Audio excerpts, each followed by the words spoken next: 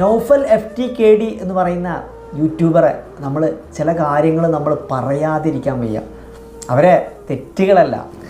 നിലവിൽ ഞാൻ ഒരുപാട് ഫാമിലി വ്ളോഗേഴ്സിനെ കുറിച്ചും അതുപോലെ ഫാമിലി വ്ളോഗേഴ്സിൽ തമ്മിലുള്ള പ്രശ്നങ്ങളിലും അതേപോലെ ഫാമിലി വ്ളോഗിങ് ചെയ്യുന്ന നല്ല നല്ല വീഡിയോസുകൾ ചെയ്യുന്നവരെ കുറിച്ചും ഞാൻ ഒരുപാട് പറയാറുണ്ട്. പലപ്പോഴും ചില ഫാമിലി വ്ളോഗേഴ്സിനെ കുറിച്ചൊക്കെ ഞാൻ നിരവധി എപ്പിസോഡുകൾ തന്നെ ചെയ്തിട്ടുണ്ട്. പക്ഷേ ഇവിടെയൊക്കെ ചില യൂട്യൂബേഴ്സിൻ്റെ അല്ലെങ്കിൽ ചില ഫാമിലി വ്ളോഗേഴ്സിൻ്റെ തെറ്റുകൾ നമ്മൾ ചൂണ്ടിക്കാണിക്കുന്ന സമയത്ത് നന്മ ചെയ്യുമ്പോഴും നന്മയെ പ്രോത്സാഹിപ്പിക്കുന്ന സമയത്തും നമ്മൾ അതും ചൂണ്ടിക്കാണിക്കണം എന്ന് തന്നെയാണ് എനിക്ക് പറയാനുള്ളത്. ഇവിടെ നൗഫൽ FTKD എന്ന് പറയുന്ന യൂട്യൂബറെ കുറിച്ച് പലർക്കും അറിയായിരിക്കും. അറിയാത്തവർക്ക് വേണ്ടിയിട്ട് ഞാൻ പറയാം. നൗഫൽ FTKD ആരായിരുന്നു? യഥാർത്ഥത്തിൽ ഒരുപാട് കഷ്ടപ്പാടിൻ്റെയും അതുപോലെ ഒരു കൂലിപ്പണിയൊക്കെ എടുത്തിട്ട് ജീവിച്ചിട്ട് അത്തരം ജോലികളിലൂടെയൊക്കെ കടന്നു വന്ന് ഇന്ന് യൂട്യൂബ് ഒരു കരിയറായിട്ട് മാറ്റിയ ഒരു യൂട്യൂബറാണ്, അല്ലെങ്കിൽ ഒരു ഫാമിലി വ്ളോഗറാണ് നൗഫൽ. പക്ഷേ നൗഫൽ എല്ലാവരും ചെയ്യുന്ന കണ്ടൻറ്റിൽ നിന്നും വ്യത്യസ്തമായിട്ട് അവൻ്റെ ജീവിതം തന്നെ മറ്റുള്ളവർക്ക് പാഠമാക്കി കൊണ്ടുപോവുകയാണ്. പലപ്പോഴും ഒരു പക്ഷേ നൗഫലിന് അതൊരു പക്ഷേ ഫീൽ ചെയ്യുന്നുണ്ടാവില്ല, പക്ഷേ കാണുന്ന പല പ്രേക്ഷകർക്കും അതിലൂടെ ഒരുപാട് ഇൻസ്പയർ ആവുന്നുണ്ട് എന്നുള്ളതാണ് യാഥാർത്ഥ്യം. അവസാനമായിട്ട് നൗഫലിൻ്റെ ഉപ്പ മരിച്ചിട്ടുണ്ടായിരുന്നു. ഉപ്പ മരിച്ചതും അവൻ വ്ളോഗാക്കി മാറ്റിയിട്ടുണ്ടായിരുന്നു. പക്ഷേ ഉപ്പ മരിച്ചതല്ല, ഉപ്പാൻ്റെ അവസാന സമയങ്ങൾ. പക്ഷേ പലപ്പോഴും നൗഫലിൻ്റെ വീഡിയോസുകളിൽ വളരെ മധുര മനോഹരമായിട്ടുള്ള ഒരു ഉമ്മ ഉണ്ടാവാറുണ്ട്. ഉമ്മയും മോനും എന്ന് പറയുന്ന ഒരു യൂട്യൂബ് ചാനൽ അതിന് സെപ്പറേറ്റ് ആയിട്ട് തന്നെ നൗഫൽ ഉണ്ടാക്കിയിട്ടുണ്ടായിരുന്നു. പക്ഷേ അങ്ങനെ ഇരിക്കുകയാണ് ഈ അടുത്ത് നൗഫലിൻ്റെ ഉപ്പ മരിച്ചുപോയി. പക്ഷേ ഉപ്പ മരിച്ചതിന് ശേഷം ഉമ്മ ഇദ്ദ ഇരിക്കാറുണ്ട്. നിലവിൽ ഇദ്ദ ഇരിക്കുക എന്ന് പറയുന്നത് യഥാർത്ഥത്തിൽ ഇസ്ലാമിക സമുദായത്തിൽ അല്ലെ ഇസ്ലാം മതത്തിൽ ഭർത്താവ് മരിച്ചു കഴിഞ്ഞാൽ ഭാര്യ 4 മാസവും 10 ദിവസവും ഇദ്ദയിരിക്കും, അതായത് മറവിൽ കഴിഞ്ഞിരിക്കും. അപ്പം ഉമ്മ സാധാരണ നിലവിൽ മുന്നേ നൗഫൽ ചെയ്യുന്ന കണ്ടൻറ്റിൽ നിന്നൊക്കെ വ്യത്യസ്തമാണ്. വീട്ടിൽ ആരുമില്ല, വീട്ടിലുണ്ടായിരുന്ന സിസ്റ്റേഴ്സും അതേപോലെ അവരൊക്കെ പോയി. അപ്പോൾ നൗഫൽ അത് പറയുന്നുണ്ടായിരുന്നു അതിനെക്കുറിച്ച്. ഉപ്പ മരിച്ചതിന് ശേഷം ഞാൻ ഈ വീട്ടിൽ ഒറ്റക്കായി, ഉമ്മയാണെങ്കിൽ ഇരിക്കുന്ന അവസ്ഥയാണ്. നമ്മൾ ഇതിൽ നിന്ന് മറ്റൊരു കാര്യം എന്താ അറിയോ, ഇപ്പോൾ നൗഫൽ ഇപ്പോൾ ഈ കാര്യം പറയുമ്പോൾ നമ്മളെപ്പോഴും ചിന്തിക്കേണ്ടതെന്ന് വെച്ചാൽ നമ്മളൊക്കെ എല്ലാവരും ഒരു സമയമാകുമ്പോൾ ഈ ലോകത്തോട് വിട പറയും. അതേസമയം നൗഫലിൻ്റെ ഉമ്മ ഇരിക്കുന്ന കാര്യത്തെക്കുറിച്ചൊക്കെ പറയുമ്പോൾ യഥാർത്ഥത്തിൽ ഓരോ സമയമാവുമ്പോൾ ഓരോരുത്തരും ഈ ലോകത്തോട് വിട പറഞ്ഞു പോകും, നമ്മളെ സമയമാവുന്ന സമയത്ത്.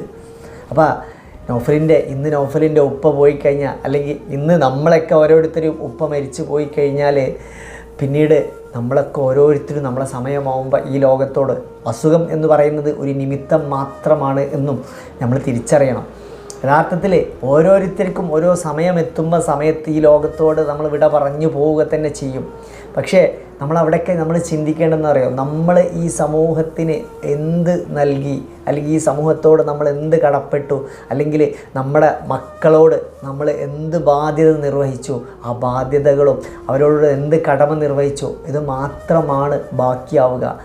അത് അനുസരിച്ചായിരിക്കും നമ്മളെ ഉപ്പ അല്ലെങ്കിൽ നമ്മളെ ഉപ്പയെ നമ്മൾ ജീവിച്ചിരിക്കുന്ന സൗഭാഗ്യങ്ങളാണ് യഥാർത്ഥത്തിൽ മക്കൾ എന്ന് പറയാറുണ്ട്. യഥാർത്ഥത്തിൽ റിലീജിയസ് ആയിട്ട് അതിനെക്കുറിച്ച് പറയുകയാണെങ്കിൽ പലപ്പോഴും ഉപ്പ മരിച്ചു പോയി കഴിഞ്ഞാൽ ഉപ്പാക്ക് വേണ്ടി പ്രാർത്ഥിക്കുന്ന മക്കളുണ്ടാവുക, അല്ലെങ്കിൽ ഉമ്മ മരിച്ചു കഴിഞ്ഞാൽ ഉമ്മക്ക് വേണ്ടി പ്രാർത്ഥിക്കുന്ന മക്കളുണ്ടാവുക എന്നൊക്കെ പറയാം. അങ്ങനത്തെ മക്കളെ വളർത്തിയെടുക്കുക എന്ന് പറയുന്നത്, അല്ലെങ്കിൽ നമ്മളെ മരണശേഷവും സമൂഹത്തിന് ഗുണം ചെയ്യുന്ന സമയത്ത് ആ സൊസൈറ്റി നമ്മുടെ, അതായത് ആ വാപ്പയുടെ മകനാണ്, ആ വാപ്പയുടെ മകനെ ഇന്ന് ഒരുപാട് നല്ല കാര്യങ്ങളൊക്കെ സമൂഹത്തിന് വേണ്ടി ചെയ്യുക എന്നൊക്കെ കേൾക്കുന്ന സമയത്ത് ഈ മാതാപിതാക്കൾക്ക് ജീവിച്ചിരിക്കുന്ന സമയത്തും മരിക്കുന്ന ശേഷവും അവർക്ക് ഒരുപാട് ജീവിതത്തിൽ തന്നെ ഗുണമുണ്ടാവുന്ന ഒരു കാര്യമാണ് അങ്ങനത്തെ മക്കളെ. കാരണം ഇന്നത്തെ കാലഘട്ടത്തിൽ പല മക്കളും സ്വന്തം കാര്യം മാത്രം ചിന്തിച്ചു പോകുന്ന സമുദായത്തിലൂടെയും തലമുറയിലൂടെയാണ് നമ്മൾ കടന്നു പോകുന്നത്.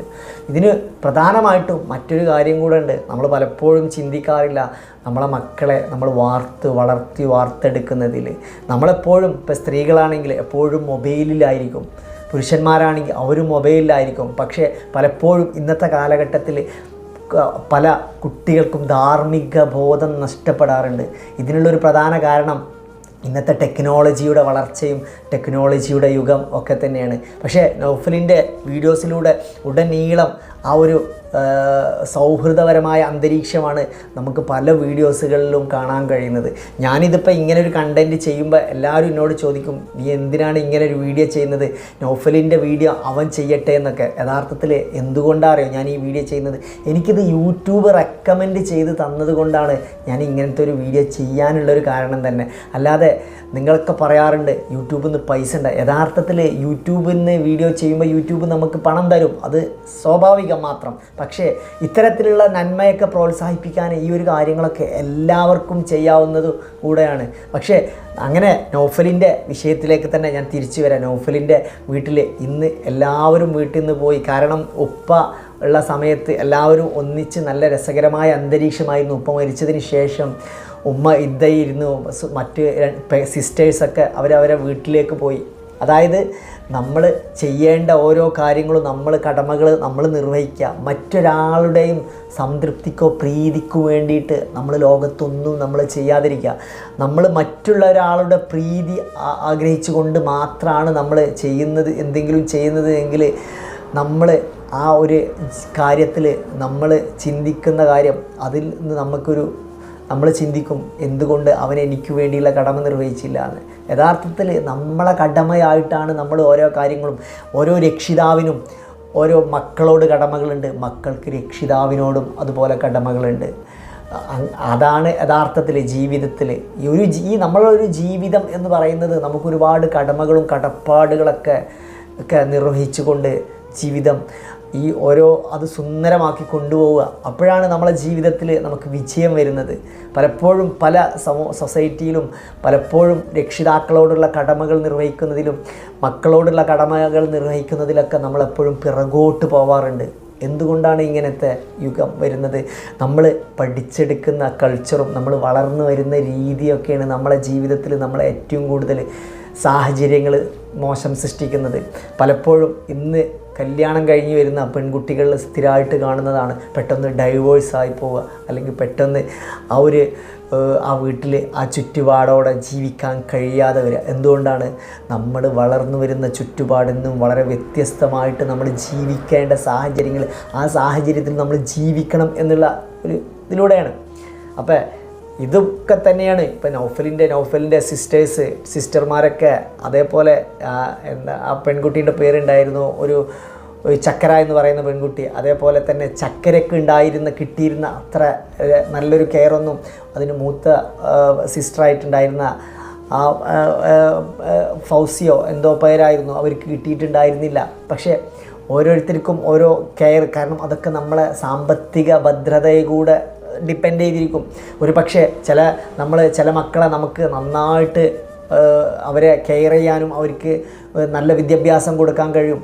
ചില മക്കൾക്ക് ചിലപ്പോൾ മക്കൾക്ക് നമ്മളെ സാഹചര്യം വളരെ മോശമായ സാഹചര്യങ്ങളിലൂടെ നമ്മൾ കടന്നു പോയ സമയത്ത് ഒരു പക്ഷേ അവർക്ക് നല്ലൊരു ധാർമ്മിക ബോധമോ ചുറ്റുപാടോ ഒന്നും നമുക്ക് കൊടുക്കാൻ കഴിഞ്ഞില്ല എന്നും വരാം. പക്ഷേ ആ സമയത്തൊക്കെ നമ്മൾ ധാർമ്മിക ബോധം കൊടുക്കുക എന്നുള്ളത്, അല്ലെങ്കിൽ അത്തരത്തിലുള്ള ഒരു കാര്യത്തിന് നമ്മൾ കൂടുതൽ ഇമ്പോർട്ടൻസ് കൊടുത്തു കഴിഞ്ഞാൽ നമ്മളെ മക്കൾ നമ്മളെ സംരക്ഷിക്കും, അവരെ കടമകൾ നിർവഹിക്കും, നമ്മളെ കടമകൾ നമ്മൾ അവരോടുള്ളത് നിർവഹിക്കും എന്ന് ചെയ്യുമ്പോഴാണ്. പിന്നെ മറ്റൊരു കാര്യം, ഇപ്പോൾ ഈ നൗഫലിൻ്റെ ഇത്തരം വീഡിയോസുകളിലൂടെയൊക്കെ നമുക്ക് ഇതിൽ നിന്നൊക്കെ ഒരു മെസ്സേജ് ഉണ്ടാക്കുക.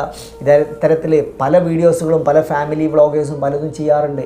അപ്പോൾ അതിൽ നിന്നൊക്കെ നമ്മളെപ്പോഴും അതിൽ നിന്ന് നന്മ ഉൾക്കൊള്ളുക എന്നുള്ളതാണ് നമ്മൾ ചെയ്യേണ്ടത്.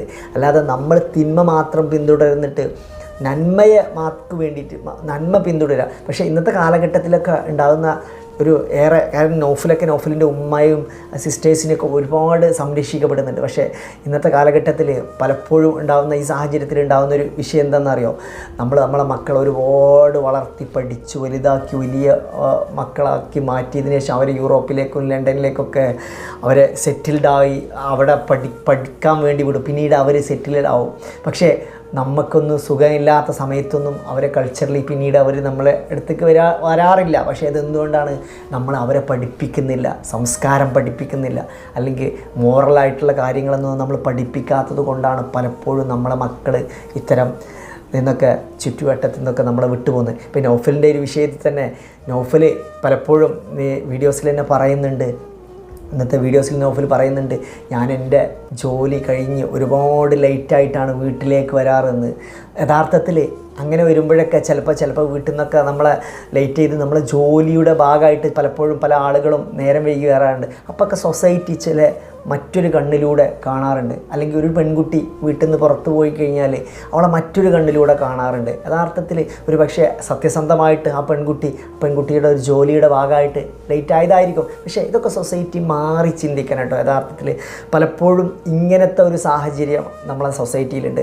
പക്ഷേ ചിലപ്പോൾ നമ്മളെ ഉമ്മമാർ അല്ലെങ്കിൽ ഫാമിലിയിൽ തന്നെ പറയും, ഇത്രയും നേരം വൈകിട്ട് വരാറുണ്ട്, എന്താണ് എനിക്ക് ജോലി, എന്തായിരുന്നു. പക്ഷേ സത്യസന്ധമായിട്ട് ജീവിത പ്രാരാബ്ദങ്ങൾക്ക് മുന്നിൽ പല സമയത്തും നമ്മൾ അതിൻ്റെ ഭാഗമായിട്ടായിരിക്കും. അത് നമ്മളെപ്പോഴും എന്താ അറിയോ, നമ്മൾ രക്ഷിതാക്കൾ സത്യസന്ധമായിട്ട് നമ്മളെ മനസ്സിലാക്കണം.